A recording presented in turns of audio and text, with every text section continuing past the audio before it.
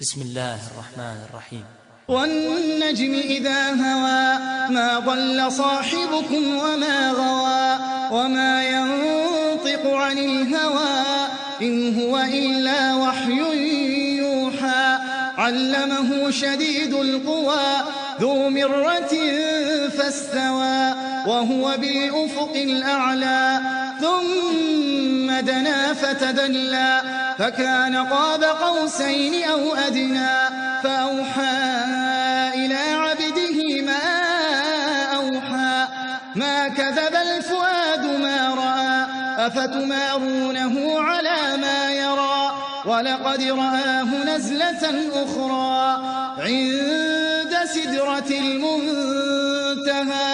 عندها جنة المأوى إذ يغشى السدرة ما يغشى ما زاغ البصر وما طغى لقد رأى من آيات ربه الكبرى أفرأيتم اللات والعزى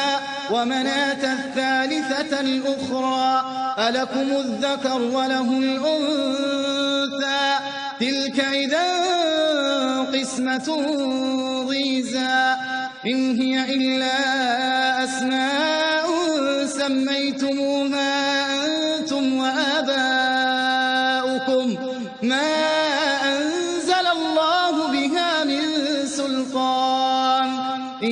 يتبعون إلا الظن وما تهوى الأنفس ولقد جاءهم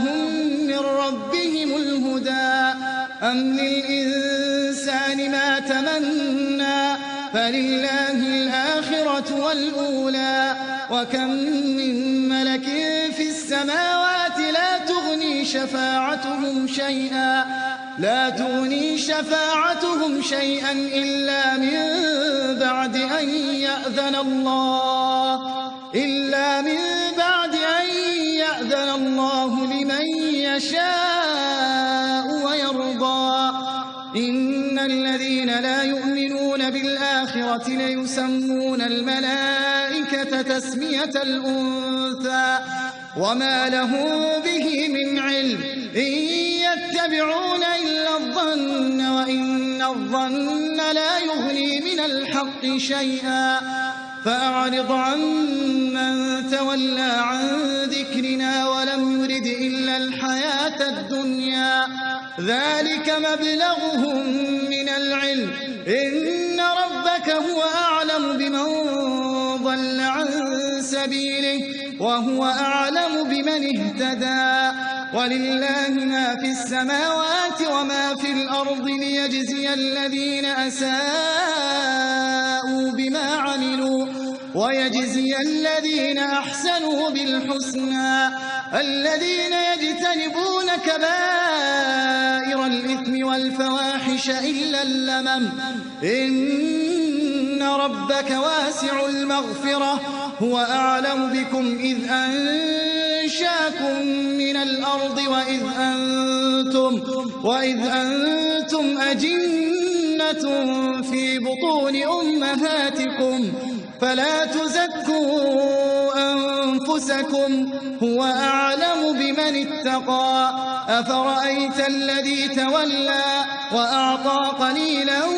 وأكدى أعنده علم الغيب فهو يرى أم لم ينبأ بما في صحف موسى وإبراهيم الذي وفى